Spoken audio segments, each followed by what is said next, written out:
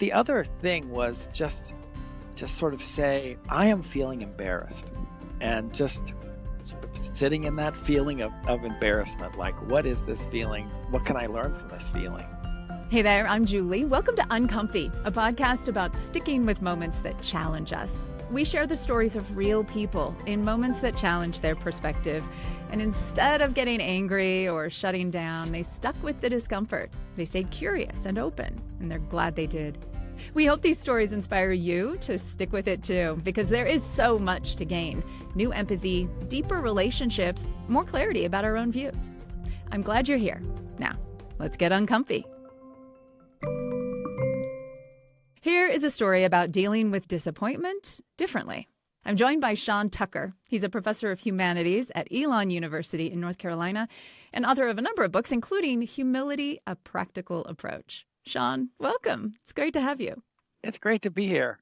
So you heard an episode of Uncomfy, I take it, and Yes. a pretty recent experience of your own jumped to mind. I'm so glad you reached out. Where should we start with your story? Well, I really enjoy the podcast. And I enjoy how you address topics that are very serious and really difficult. And I have one that's not so serious, but difficult in its own sort of interesting, unique way. Over the summer, some people from our congregation that work at a charter school told me that the school needs someone to coach their middle school boys team. And I played soccer my whole life. My kids play. They're all grown and out of the house now. But they needed help, and I was rather flattered that they would even ask me. So I decided to help out with the team.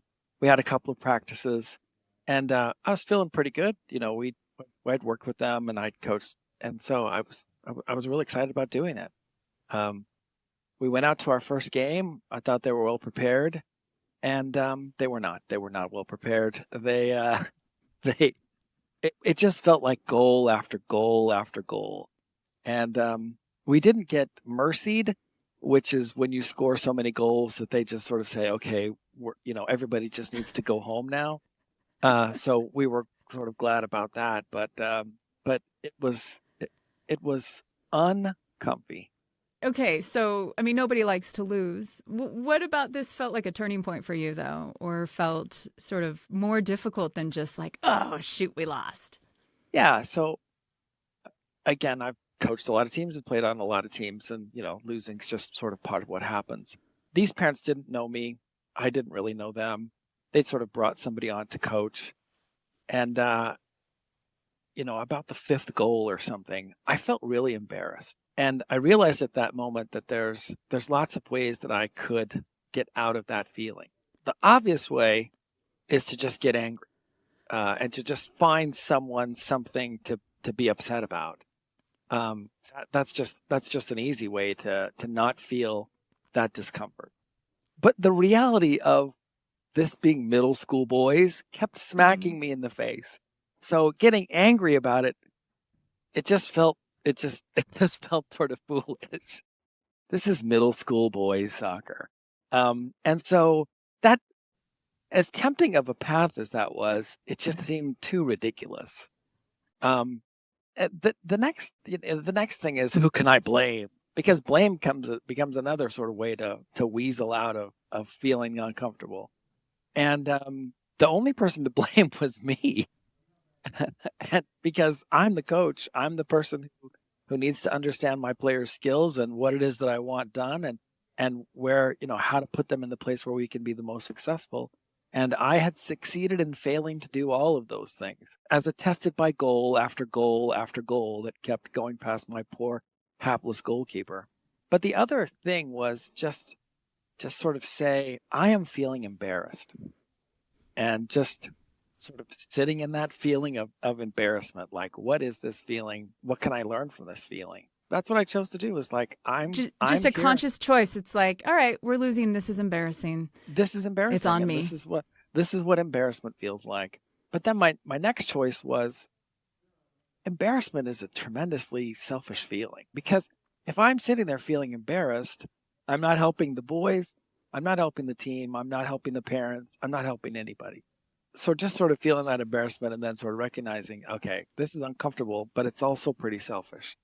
and I can weasel out of it by getting angry or blaming somebody, or I can just remember why I'm here, which is I get a chance to be with these young men and to help them develop some skills and to grow as people. We had a parents meeting. I told the parents this story about these two farmers, or this farmer who has two farms, excuse me. And one of the farms is smaller than the larger farms. He had some adolescent children. One summer, he put his adolescent children in charge of the smaller farm.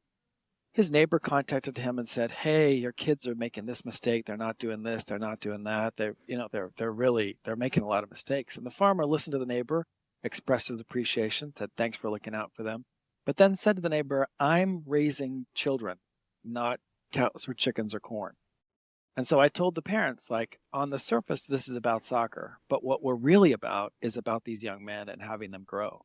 And so, I reminded myself that that's what this is all about. This is about them and their growth. I guess the Hollywood influence in my mind is like expecting that they came back from the second half, from halftime, and you'd given them this inspirational speech about growing men. No. And then they came back from behind. No, and we did better in the second half, but I think that that's because the coach we were coaching against is wise enough to have his call off the dogs approach to playing. And so I think that he kind of reshuffled his team so that the second half was more competitive, which was this wonderful act of grace, which I will forever appreciate. So we did better in the second half, but not because of any sort of inspirational speech or anything like that. So what is it that came for you then of just sitting with the embarrassment? I mean, was it in the sticking with that embarrassment that you were able to kind of have the time to see the silliness of the situation and kind of... Part of it was that, but there was another part too, because when the game got over, there were lots of things that I could have said to the parents, which really would have kind of been begging them to kind of reassure me, just some things that's just a little bit sort of self-pitying or something, that so they would say, "Oh, don't worry about it. You did a good job," just something like that, which again, to use the same word, is just sort of a way to weasel out of that uncomfortable feeling and to seek their validation because this had been so embarrassing. And I was like, no, that's not what they want. That's not what the boys want. That's not what the parents want. They want someone who's just going to be a leader, someone that they don't have to hold up. And so setting aside the sort of easy comfort of external validation and sort of staying in the uncomfortable, I'm just going to have to learn from this experience, grow from this experience, and just self-validate. Just sort of say, I'm going to do my best, and I'm going to try to be more successful in the future and putting these boys in position so that they can do their best.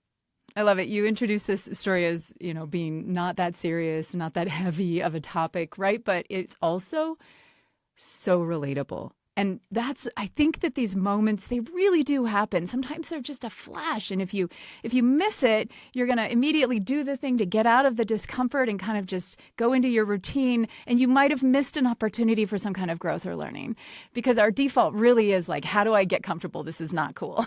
And I don't want to put too much sort of weight on this as so how did it change your life, right? But connect the dots a little bit for me. You're a humanities professor. You've also written this book about humility. Does that experience in some way represent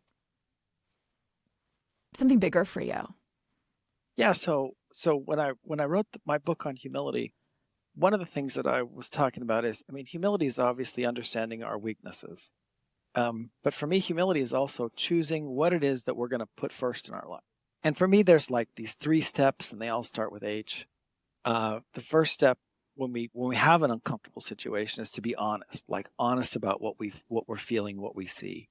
And so for example, I tell a story about when I went to my daughter and her husband bought a house, and I was really excited for them, and also I was really jealous of them, which is pretty pathetic. But he works in computer science, and he makes quite a bit more money than I do. And that's not difficult at all. I'm real excited for them, 100%.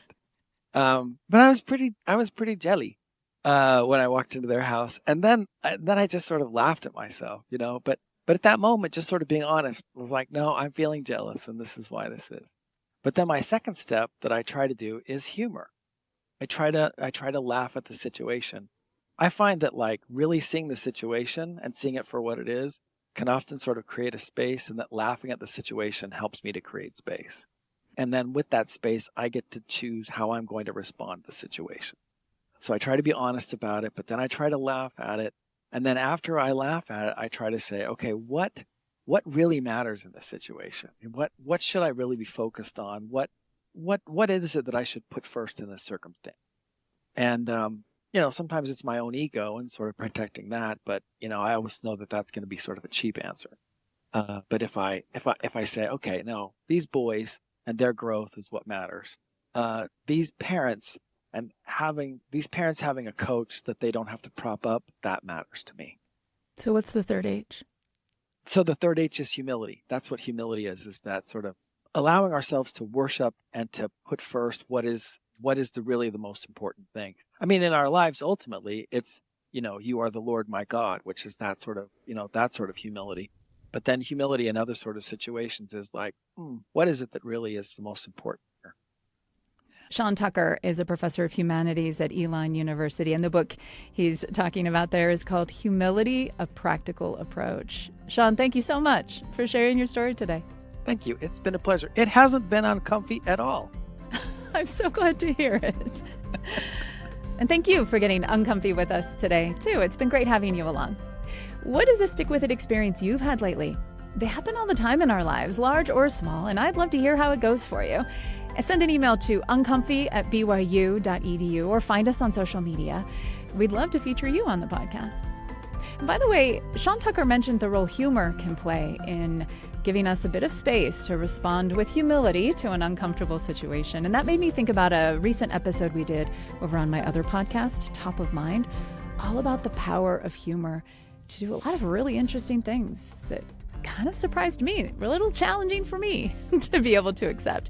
So give that a listen. You can find Top of Mind on all the podcast apps. Uncomfy is a BYU radio podcast. Samuel Benson produces it, and the team includes Enrique Prado, James Hoops, and Sam Payne. Our theme music was composed by Kelsey Ney. I'm Julie Rose. I can't wait to get uncomfy with you again next week.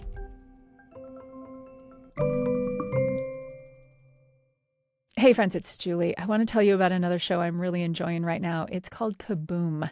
It's an audio adventure podcast, also from BYU Radio, and it is for the whole family to enjoy together. Every episode features a new adventure with sound effects and professional voice actors. Whether it's a teleportation experiment gone wrong, or an ancient Viking curse wreaking havoc on the high school football team, or a baby dragon hiding in the attic, Kaboom is such a fun listen. It is perfect for chore time, road trips, maybe even bedtime if it doesn't get your kids too amped up. And the best part is that every episode includes some subtle life lessons, insights that you can discuss with your kids. So subscribe to Kaboom on Apple, Spotify, YouTube, or wherever you get your podcasts.